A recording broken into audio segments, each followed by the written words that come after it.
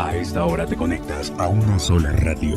Este es el sistema de emisoras Onda Digital en Colombia. Radio virtual, hecha por jóvenes, pensada por universitarios. Sistema de estaciones Onda Digital. Un concepto diferente.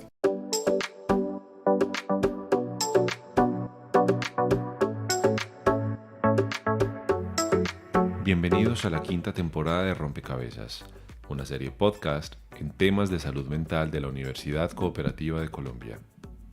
Nos encontramos el día de hoy con Renato Zambrano, psicólogo, magíster en lingüística y doctor en ciencias cognitivas. Renato, hola de nuevo. Hola Joseph, ¿qué más? Excelente, Renato, una maravilla estar compartiendo este espacio nuevo con vos y más para el tema que nos convoca hoy, que estoy totalmente seguro va a ser de mucho interés para quienes nos escuchan con constancia, y es hablar nuevamente de depresión, pero vamos a hacerlo desde un punto de vista muy práctico hoy. Para quienes nos escuchan en este momento, recordemos lo siguiente. Recordemos que la depresión afecta aproximadamente, en países grandes como Estados Unidos, hasta el 9% de los adultos de ese país. Y el 30% de mujeres experimentará, dicen los estudios, algún episodio depresivo mayor en su vida. La depresión claramente es un trastorno complejo con impacto no solo en bienestar mental, sino también en salud física. Y esto contribuye al riesgo de enfermedades como las cardiovasculares, por ejemplo, e incluso otras enfermedades crónicas graves como la hipertensión. Aunque los tratamientos farmacológicos y la psicoterapia son claramente efectivos, no siempre son suficientes para todas las personas. La ciencia moderna está explorando terapias alternativas y complementarias, Renato. Por ejemplo, el ejercicio físico, en modalidades como, escucha esto, caminar, bailar, hacer yoga, el tai chi, ¿cierto? Han demostrado tener efectos potentes para aliviar síntomas depresivos, a menudo comparables incluso a los antidepresivos o la terapia cognitivo-conductual, que tiene muy buena evidencia. Hay incluso otro tipo de terapias innovadoras como la estimulación magnética transcraneal, que avanzan rápidamente para controlar estos síntomas. Muy bien. En este episodio concreto, Renato, tú y yo vamos a explorar cómo actividades cotidianas y terapias emergentes pueden integrarse para combatir la depresión. Vamos a explorar entonces cómo el ejercicio físico en sus diferentes formas y dosis puede complementar o incluso igualar la eficacia de estos tratamientos tradicionales. Basaremos nuestra conversación hoy en un reciente metaanálisis de 177 estudios que analizó el impacto del ejercicio en la depresión.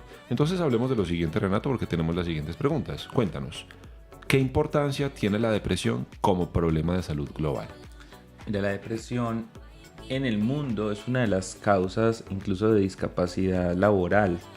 ¿Listo? Muchas personas solicitan o incluso los médicos generan la incapacidad laboral porque la persona no puede laborar adecuadamente. Incluso pues en términos generales afecta mucho la vida cotidiana.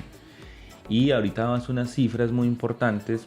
Y esas cifras parecen estar aumentando, no pues que te digo que el doble cada año o algo así, tampoco es tan extremo para tampoco generar alarmas exageradas, pero sí se está transformando en una situación cada vez más clara, más evidente.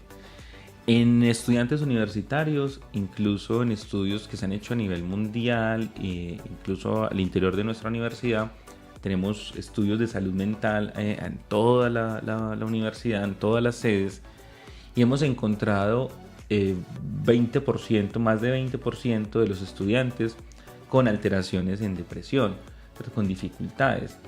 ¿Cierto? Esto es pues para las personas que de pronto no les gustan tanto los números, pero que es importante cuantificarlo. Cierto. Es 1 de cada 5 y a veces 1 de cada 4 estudiantes universitarios tienen dificultades de depresión, e incluso hay ciudades en donde encontramos cifras más elevadas, y eso es importante porque pues lo que está ocurriendo es que no solamente es a nivel general de adultos, sino que a veces no se visibiliza adecuadamente qué es lo que está pasando en los universitarios, y lo que estamos viendo es que tenemos cifras mucho más elevadas. Pues tú ahorita habla del 9%, y acá estamos hablando del 20, 22%, 23% en algunos casos. Sí, es muy alto.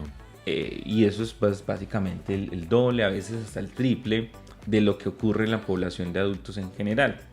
Entonces vemos una susceptibilidad bastante importante en estudiantes universitarios. Entonces, para resumirte, pues es cada vez más importante y cada vez más relevante lo que está ocurriendo. Eso, digamos, es algo bastante importante a tener en cuenta porque nos muestra, como tú muy bien lo indicas, una cuestión de alarma creciente y podríamos decir en muchos países del mundo, para no generalizar. Pero entonces, a veces se puede complejizar para quien nos escucha entender qué es depresión. O sea, qué síntomas realmente caracterizan la depresión y cómo se diferencia de una tristeza habitual. Renato, ¿cómo podríamos explicarles eso a las personas que nos escuchan? ¿Cómo la diferenciamos?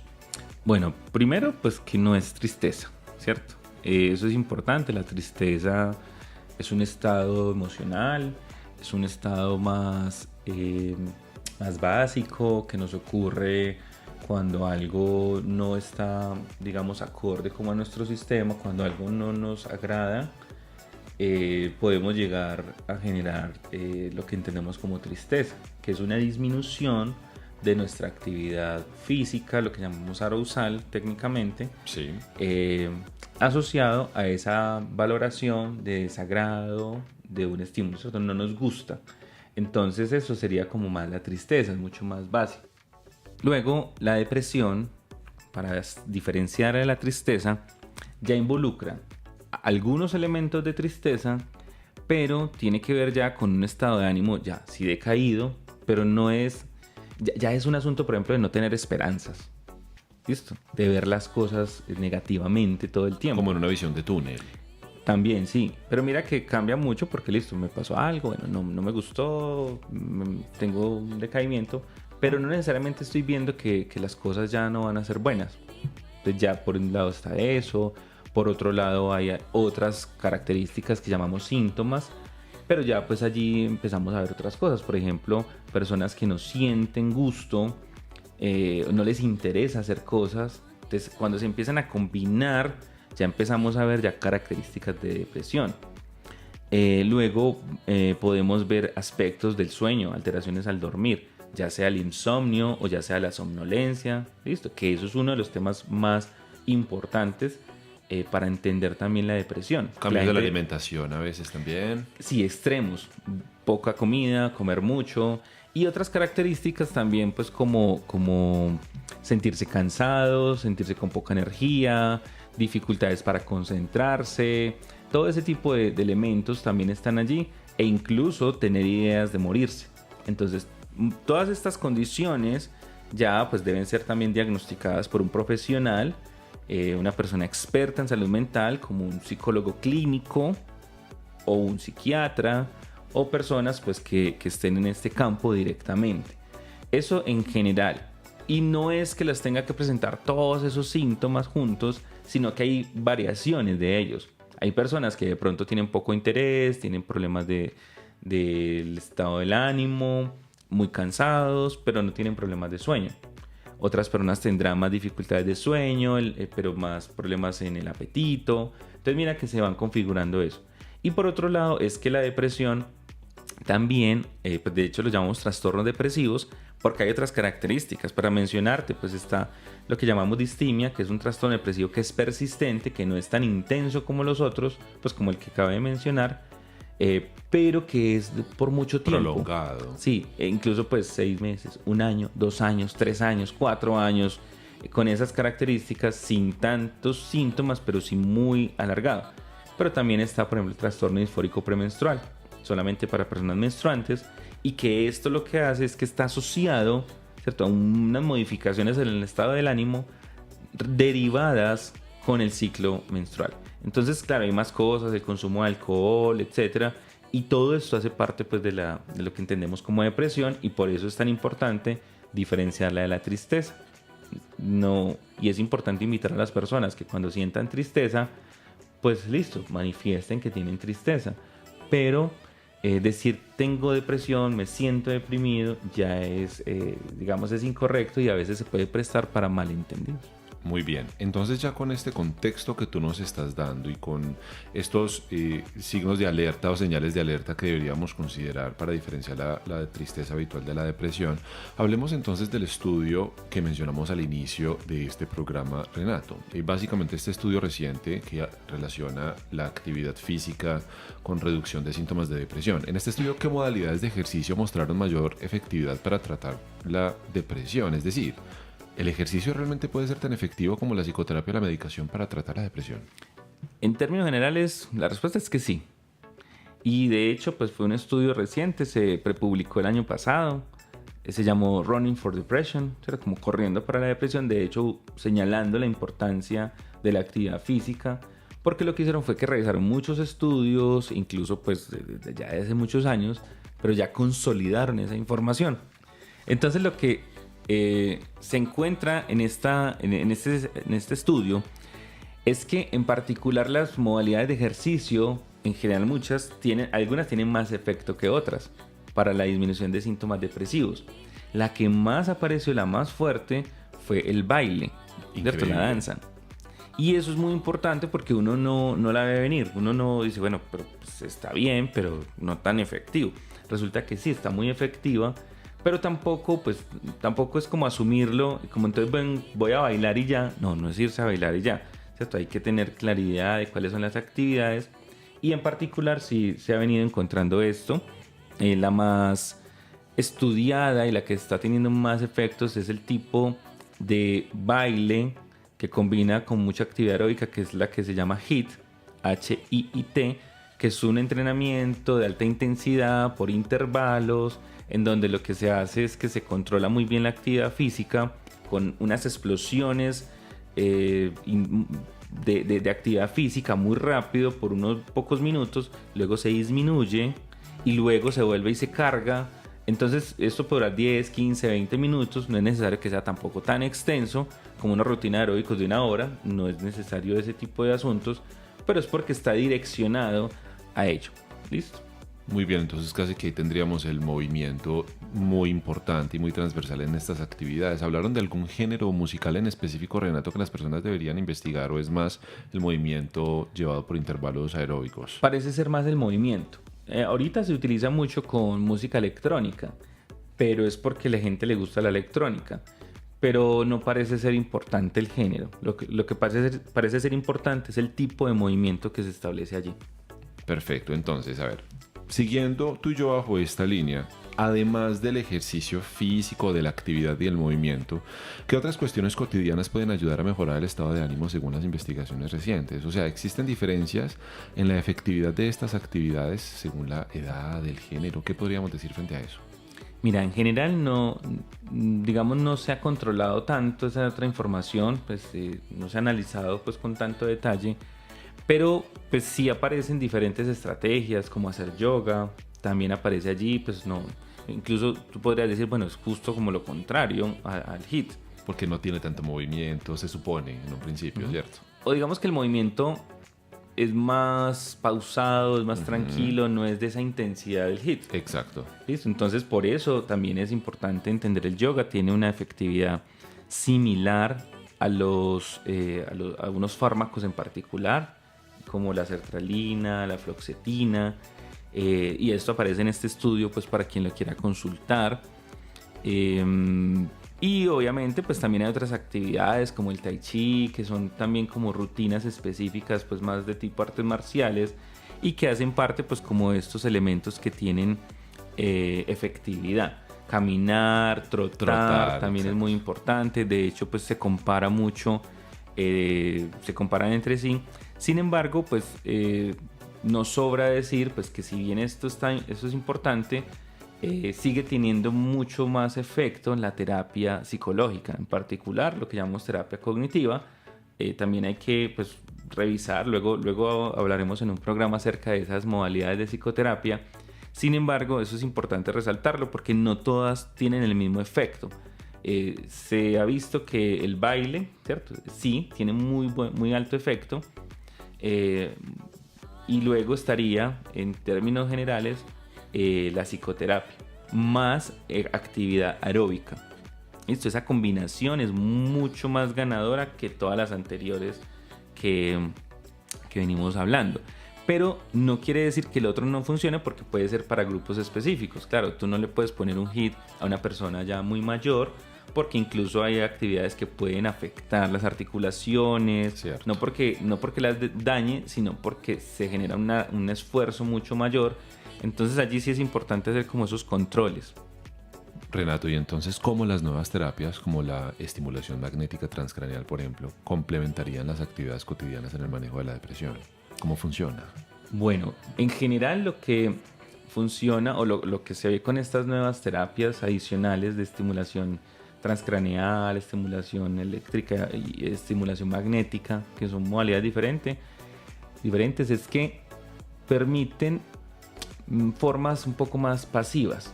Porque también no es lo mismo la persona que le guste moverse, que le haya gustado tradicionalmente bailar o trotar, hacer ejercicio, a personas que de pronto en su vida nunca les gustó. Entonces estos métodos comienzan a ser también muy importantes para entender ese otro grupo de personas en donde te dicen baile. Uno dice, pues sí, yo entiendo que es importante bailar, pero la verdad es que ni sé bailar, ¿cierto? Nunca quise aprenderlo. Entonces este tipo de métodos y este tipo de terapias están cobrando cada vez más relevancia porque tienen también muy alta efectividad. Claro, tienen que ser practicadas por personal experto. Mira que acá cambia algo muy importante, y es que el HIIT se requiere de una persona que sepa hacer la rutina. ¿Listo? Pero de pronto es de más fácil acceso. Mientras que una terapia magnética, pues de estimulación magnética transcraneal, necesitas un equipo robusto, necesitas de alto costo, necesitas una persona que esté supervisando para que no ocurra nada negativo, porque de todas maneras hay que mirar si no hay antecedentes de epilepsias. Bueno, y no quiere decir que no se deba utilizar, sino que debe estar muy controlado, muy regulado, porque también le puede servir mucho a la persona bajo un control más estricto. Renato, y entonces, para que vayamos concluyendo un poco con el programa del día de hoy, ¿cuáles consideras que podrían ser las barreras más comunes que tendrían las personas para integrar estas actividades terapéuticas en sus vidas cotidianas, incluso en el tratamiento que tengan de depresión? La principal creería que es la desinformación, el desconocimiento. Creo que es muy importante contarle a las personas lo que la ciencia está encontrando, lo que se ha demostrado. Disminuir mucho esas opiniones personales frente a, ¿cierto? Como, pues, sin información previa. O sea, tener mucha divulgación por parte de los profesionales justo de temas que tengan evidencia clara. Entonces creo que eso es fundamental, el acceso a la información, el acceso al conocimiento, y procurar acercar más a la población general. Y eso también tiene que ver con acercar a los profesionales a actualizarse, porque muchas veces, pues este estudio es de este año, recién publicado, el que comentábamos ahora, pero hay personas que se graduaron, son profesionales hace 15, 20 años, entonces claro, de pronto no tengan esta información tan reciente como si de pronto la tiene un estudiante que esté ahorita estudiando este tema. Entonces sí creo que es muy importante hacer esa divulgación. Claro, hay otros elementos ya más de tipo social, por ejemplo, un sistema de salud que te pueda atender. Claro, nosotros en este momento tenemos un déficit de profesionales en salud mental. Es complejo. Hay países en donde sí hay muchos psicólogos, psiquiatras por habitantes, tipo Argentina, pero pues nosotros no tenemos tantos profesionales para atender a tantas personas. Entonces muchas veces dice, ay sí, ya acepto, voy a pedir la cita a mi entidad de servicio de salud. Resulta que no hay cita para dentro de 2 meses, y es que la depresión la tengo ya. Entonces también la dificultad al acceso al sistema de salud es difícil, es una barrera muy grande, porque hay personas que sí quieren, pero no tienen cómo respaldarse. Entonces eso creo que son como los 2 principales elementos. Sin embargo hay muchos otros, pero creo que el desconocimiento sumado al déficit del sistema, que incluye déficit de profesionales, pero también déficit de atención como tal, ¿ves? Entonces creo que eso combinado son las principales barreras. Perfecto, entonces para quienes nos escuchan ahora y a manera casi que de conclusión, podríamos decirles que estas actividades cotidianas que involucran movimiento no necesariamente reemplazan o sustituyen la terapia habitual ni la medicación, sino que complementan mucho la función de estas psicoterapias y de la medicación. Y adicional, es fundamental que siempre estemos informados precisamente sobre las investigaciones recientes y sobre los avances de la ciencia moderna para saber realmente qué se nos sugiere. Eso es lo que podríamos decirle a las personas entonces finalmente. Sí, son complementos y que apenas estamos descubriendo eso. Se sabe mucho más de las psicoterapias, se sabe mucho más de los fármacos. Entonces vamos como con más tranquilidad, con más seguridad allí. Con estas otras formas apenas estamos descubriendo en la ciencia cómo funciona, qué es lo que está pasando. Entonces, si bien es claro los hallazgos, también hay que ir con un poco de cautela mientras encontramos más cosas más estables. Listo, pero por el momento es importante hacer estos complementos y hacer el acompañamiento profesional. Renato, mil gracias por este episodio tan increíble. Con mucho gusto, Joseph. Muchas gracias a ti por tu conexión. Esto fue Rompecabezas, episodio 3, temporada 5. Quien te habló fue Joseph Flores. Chao, chao.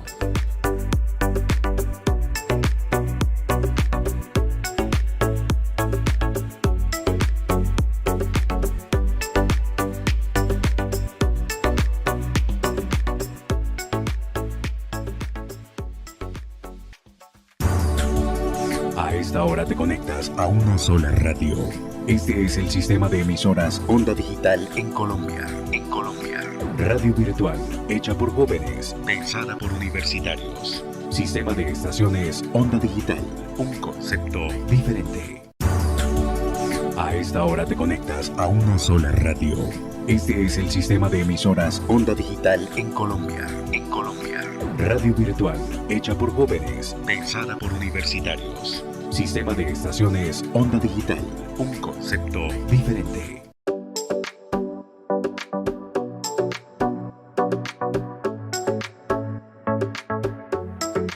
Bienvenidos a la quinta temporada de Rompecabezas, una serie podcast en temas de salud mental de la Universidad Cooperativa de Colombia. Nos encontramos